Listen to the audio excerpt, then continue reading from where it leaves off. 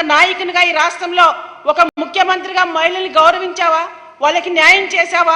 అవన్నీ చేయకపోగా ఈరోజు మీ స్వార్థ రాజకీయాల కోసం, మీ కుట్ర రాజకీయాల కోసం, మీ దగా రాజకీయాల కోసం ఈరోజు మీరు ఒక అధికార దాహంతో ఈరోజు సామాన్య మహిళల్ని, సమాజంలో సేవ చేసే వాలంటీర్స్ని, మరి లాస్ట్కి చదువుకునే పిల్లలు ఈరోజు జగనన్న ప్రభుత్వంలో ఇంగ్లీష్ మీడియం చదివే పిల్లలు అమెరికా యాసలో మాట్లాడుతుంటే కూడా ఓర్చుకోలేక ఆందోళనకు గురి చేశారు చిన్నారులను కూడా. మీరు ఎంత దుర్మార్గులు! మీరు ఈ సమాజంలో మిమ్మల్ని ఖచ్చితంగా ప్రజలు వెలివేస్తారు.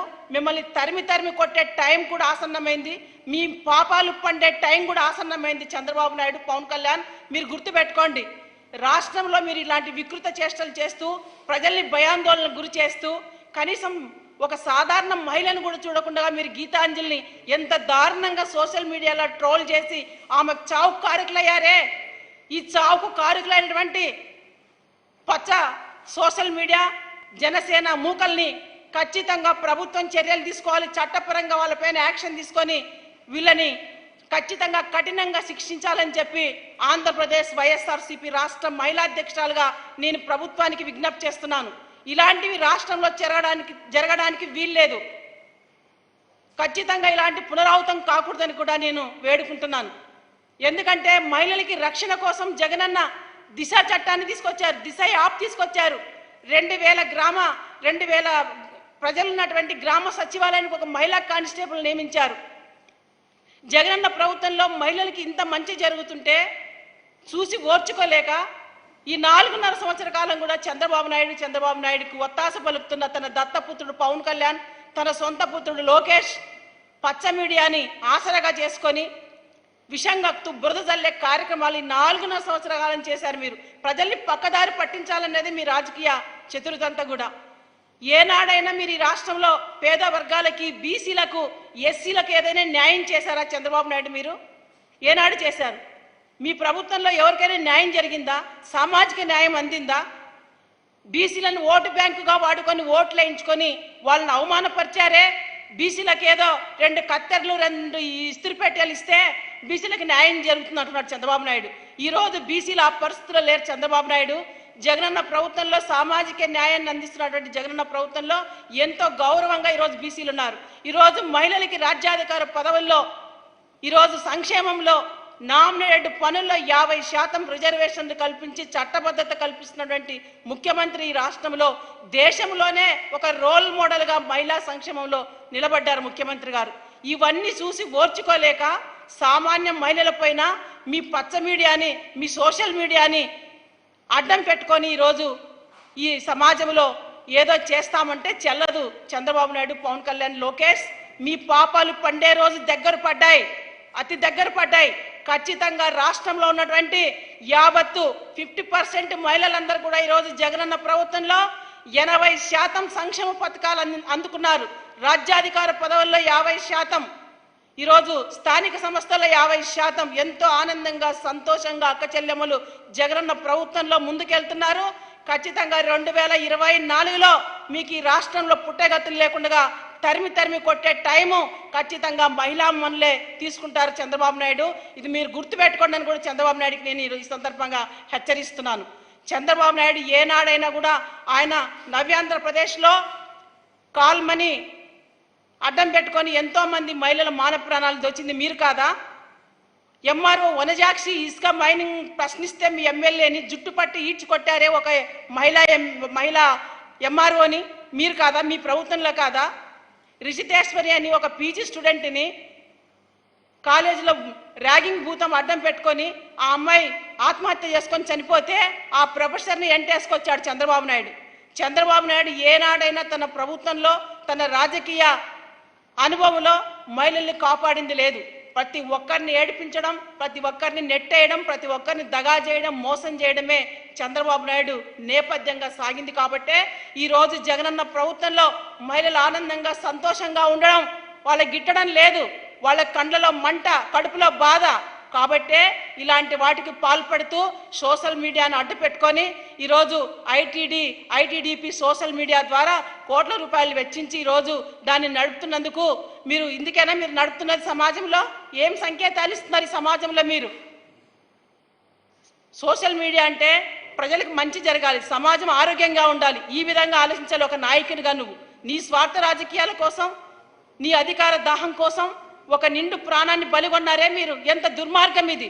నేను ఒకటే ఆంధ్ర రాష్ట్ర మహిళాంతలని ఎస్సీ బీసీ మైనార్టీ ప్రజలందరినీ కూడా అప్రమత్తం కావాలి. ఇలాంటి నాయకులు కాదు మన రాష్ట్రానికి నాయకులు, ఇలాంటి వాళ్ళకి మనం బుద్ధి చెప్పాలి 2024 ఎన్నికల్లో. దీని ద్వారా మన ఎన్నికల ద్వారా మనం బుద్ధి చెప్పాలి వీళ్ళకని చెప్పి కూడా రాష్ట్ర ప్రజలందరూ కూడా సవినయంగా నేను వివరించుకుంటున్నాను. మరి ఈరోజు గీతాంజలి అనే ఈ అమ్మాయి ఎంత దారుణంగా ఈ అమ్మాయిని ఈరోజు మరి చంపడం జరిగింది.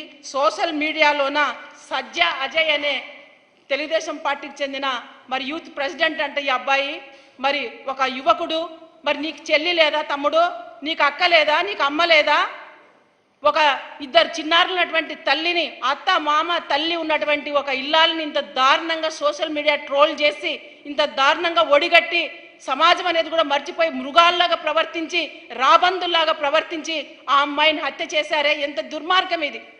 యావత్ ఆంధ్ర రాష్ట్ర ప్రజలందరూ కూడా ఈ విషయం పట్ల గమనించాలి, ఈ కుటుంబానికి అండగా నిలబడాలని చెప్పి కూడా రాష్ట్ర ప్రజలు నేను కోరుతున్నాను. అలాగే మన గౌరవ ముఖ్యమంత్రి జగన్మోహన్ రెడ్డి గారు కూడా ఈరోజు ఒక దిగ్భ్రాంతికి గురై, ఎందుకంటే ఆయన ప్రభుత్వంలో మహిళలే మహారాణులు అని చెప్పి మహిళలకు అగ్ర తాంబూలాన్ని ఇచ్చి మహిళల్ని టాప్ లెవెల్లో నిలబెడుతూ దేశానికే మహిళా సాధికారతలో మరి రోల్ మోడల్గా నిలబడినటువంటి ముఖ్యమంత్రి జగనన్న ఈరోజు ఎంతో బాధపడుతూ గీతాంజలి చనిపోవడం అన్నది అసలు ఈరోజు అసలు తను చాలా దిగ్భ్రాంతికి గురై ఈరోజు ఆ కుటుంబానికి 20 లక్షల రూపాయలు ఎక్స్గ్రేసియా కూడా ప్రకటించడం జరిగింది. ధన్యవాదాలు తెలుపుతున్నాను గౌరవ ముఖ్యమంత్రి జగన్మోహన్ రెడ్డి గారికి. పోయిన ప్రాణాలు రావు కానీ ఆ కుటుంబానికి నీ మంచి మనసుతో ఇంత పెద్ద సహాయం చేస్తున్నందుకు ఒక బీసీ మహిళగా, ఒక రాష్ట్ర వైఎస్ఆర్సీపీ మహిళగా జగనన్నకి ప్రత్యేకమైనటువంటి ధన్యవాదాలు తెలుపుతున్నాను ఈ సందర్భంగా. మరి అలాగే ఆ చిన్నారులు, ఇద్దరు చిన్నారులు ఉన్నారు, ఆ చిన్నారులు కూడా చదువుకి కావాల్సిన బాధ్యత అంతా కూడా జగనన్నే తీసుకుంటానని చెప్పి కూడా చెప్పడం జరిగింది. మరి ఈ తెనాలికి చెందినటువంటి గీతా విషయంలో ఎవరైతే దుర్మార్గంగా ప్రవర్తించారో రాబందుల్లాగా, దుష్టుల్లాగా, వాళ్ళని ఖచ్చితంగా చట్టపరంగా వాళ్ళని పరిగణలోకి తీసుకొని, అదుపులోకి తీసుకొని వాళ్ళని శిక్షించాలని చెప్పి కూడా జగనన్న మరి ప్రభుత్వానికి కూడా తెలియజేయడం జరిగింది, చట్టానికి. కాబట్టి చట్టం ఎవరికి చుట్టం కాదు, ఖచ్చితంగా చట్టం పని చట్టం చేసుకుంటూ పోతుంది. మరి ఇలాంటి దుర్మార్గులకు ఖచ్చితంగా 2024 ఎన్నికల్లో బుద్ధి చెప్పాల్సిందే. ఇలాంటివి ఎక్కడ కూడా పునరావృతం కాకుండా కూడా మరి చట్టాలు కూడా కాపాడాల్సిన బాధ్యత ఉంది. ఎందుకంటే మహిళలు చాలా సున్నితమైనటువంటి మనసు గల వాళ్ళు. మరి నేను ఒకటే మహిళామతనులకు చెప్పేది, మనం చాలా ధైర్యంగా ఎదుర్కోవాల్సినటువంటి అంశాలు వచ్చినప్పుడు ధైర్యంగా కూడా మహిళలు మానసికంగా కూడా మనం ప్రిపేర్ అయ్యి ఎదుర్కోవాలి ఇలాంటి సమస్యల్ని. మనం ఎదుర్కోకపోతే మన కుటుంబాలు మరి ఇబ్బందులు పడతాయి. కాబట్టి ప్రతి మహిళ కూడా సమాజంలో అక్కడక్కడ ఎంత మన జగనన్న ప్రభుత్వం చర్యలు తీసుకున్న అక్కడక్కడ ఆకతాయిలు, ఇలాంటి దుర్మార్గులు రాబందులాగా ప్రవర్తిస్తుంటారు. కాబట్టి మహిళామ తల్లులు మీరందరూ కూడా ధైర్య సాహసాలతో మరి మంచి ఆలోచనతో మీరందరూ కూడా ఇలాంటి వాటికి బారిన పడకుండా, సున్నిత మనసు కాకుండా ధైర్యంగా మీరందరూ ఉండాలని చెప్పి కూడా నేను మహిళలందరినీ కూడా ఈ సందర్భంగా కోరుతున్నాను. మరి ఏది ఏమైనా మన జగనన్న ప్రభుత్వం అంటేనే అక్క చెల్లెమ్మల ప్రభుత్వం ఇది. ఈ 4.5 సంవత్సర కాలం సంక్షేమ సుపరిపాలన అందించినటువంటి ముఖ్యమంత్రి జగన్మోహన్ రెడ్డి గారు ఖచ్చితంగా 2024లో ఈ దుష్టులకి, దుర్మార్గులకి ఈ రాష్ట్రంలో మరి పనిగా కట్టుకొని మరి పచ్చ మీడియాను అడ్డం పెట్టుకొని రాజకీయాలు చేస్తున్న చంద్రబాబు నాయుడికి, ఆయనకి వంతపాడుతున్నటువంటి దత్తపుత్రునికి, తన కొడుకు లోకేష్కి ఖచ్చితంగా బుద్ధి చెప్పాలని చెప్పి కూడా రాష్ట్ర ప్రజల్ని మరొకసారి నేను విన్నవించుకుంటూ విజ్ఞప్తి చేస్తున్నాను.